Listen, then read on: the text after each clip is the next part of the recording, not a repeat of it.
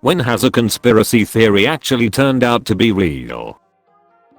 Project Sunshine was the government trying to understand the effects of nuclear radiation in the days after World War II. Scientists stole body parts of babies that didn't survive the birthing process. Edit. Here's a quick copy/paste from the wiki. On January 18, 1955, then Commissioner Dr. Willard Libby said that there was insufficient data regarding the effects of fallout due to a lack of human samples, especially samples taken from children, to analyze. Libby was quoted saying, "I don't know how to get them, but I do say that it is a matter of prime importance to get them, and particularly in the young age group."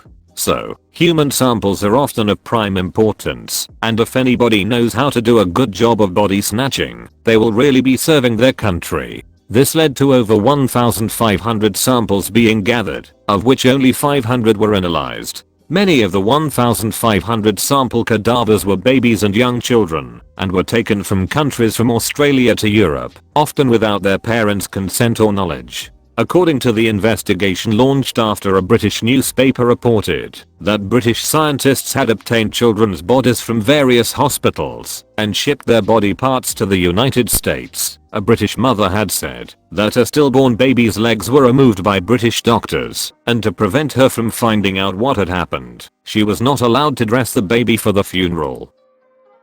Operation Midnight Climax had the CIA dosing Johns unbeknownst to them with LSD during MKUltra. The San Francisco police would sometime arrest these prostitutes who in turn would say they work for George White and be immediately released. George ran the LSD operation and had clearance from the government to essentially be a drug dealing pimp. The idea that the CIA is spying on you through your phone was tinfoil hat tear as recently as 2009. Person of Interest was pure fiction when it started. I so wish POI was better developed. They had great material and ended up with a rushed ending. Same with that Steven Spielberg's Alien series, I can't remember the name. Have you watched Enemy of the State? It came out in 1998, and I'm convinced it's written by someone who has or received insider knowledge of all the spying the three-letter agencies do on Americans. Thank you, Edward Snowden. They're not spying on you. They're just reading your emails and watching you masturbate through your webcam. People were saying this on message boards in like late 90s when Snowden dropped the hammer. Right, damn near heard a record scratch. 2008 with Eagle Eye. I've been aware that since the mid 90s they have been listening, and they had people and machines listening for certain words that cause triggers. Seeing people understand and think this is new when it's not new is what takes convincing.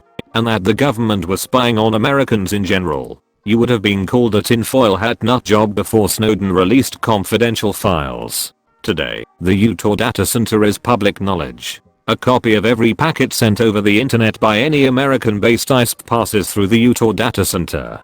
There will come a time when it isn't there spying on me through my phone anymore. Eventually, it will be my phone is spying on me. Philip K. Dick. I remember when the Burn Ultimatum came out, Blackbriar seemed like pure science fiction. I thought, there's no way they could monitor cell phones like that. I thought it would take too much manpower, and voice recognition / word detection software wasn't good enough. Felt pretty dumb when it turned out to be basically true a couple years later. I'm kind of surprised there isn't a market for a secure phone that has mechanical switches to turn off cameras and microphones, optionally also disconnects the battery to turn off the GPS and tower connection. The episode of Family Guy where Stewie runs around the mall naked screaming help, help, I've just escaped from Kevin Spacey's basement. One of my Irish relatives told me that the Irish film industry had known about Spacey way before America did, and that's why he no longer got jobs in Ireland.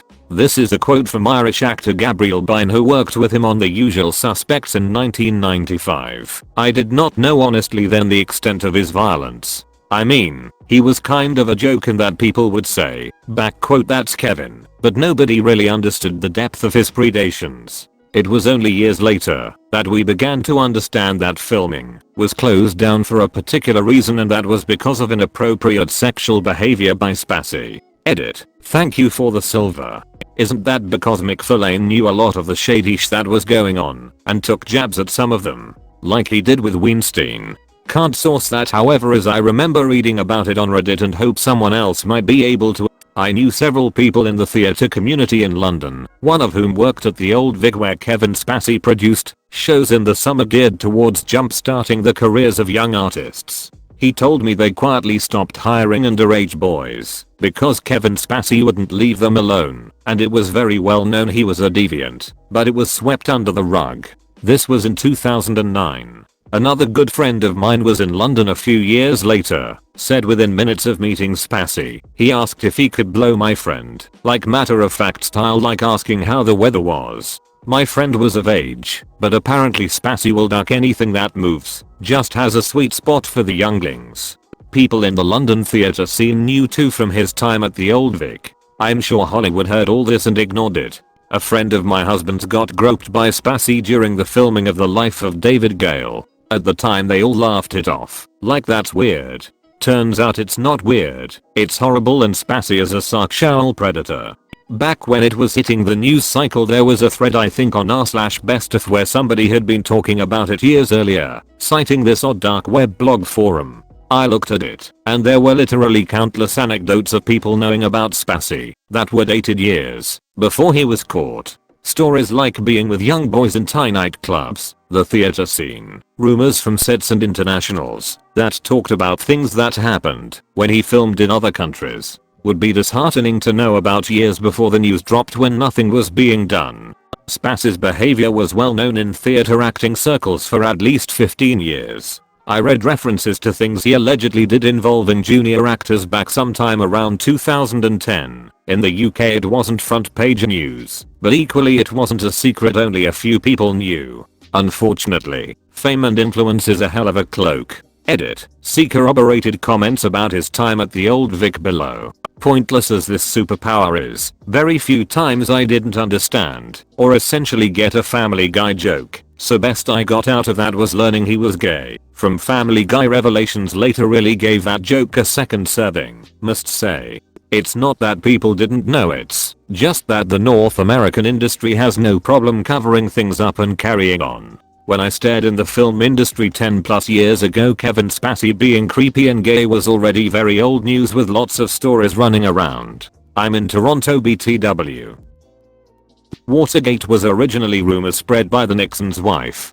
Project MK Ultra had many people reporting it and none were believed. I still think it's ongoing. Who's to say the CIA only revealed the worthless documents? This is only relevant to my country. We started the war against Bangladesh because we did not want to share our wealth with our other half. Bangladesh started its independence movement only after we began Operation Searchlight, basically a genocidal campaign. Why we thought India would just allow us to use their airspace to do this is beyond me.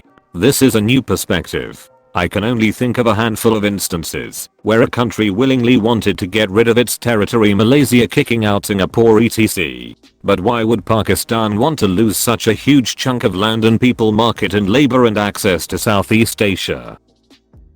For a long time in the 70s and 80s, there was a conspiracy theory that the CIA worked with former Nazis, the Mafia, and drug and human traffickers to commit acts of terror in European countries after World War II, and then blame it on the communists, as well as to assassinate union organizers and leftist leaders and rig elections against left-wing parties. Still today, if you said this happened, people will think you're a conspiracy nut. But it's all true. Operation Condor in South America also, responsible for funding and aiding military dictatorships in almost every country in the South Cone. Still considered conspiracy if you bring it up in my country, even though many documents linking CIA have been brought to light. There's a really good documentary called Citizen Boylism, where they get the US ambassador in Brazil to appear, and he openly speaks about documents he had signed. It's pretty clear they know what was going down here.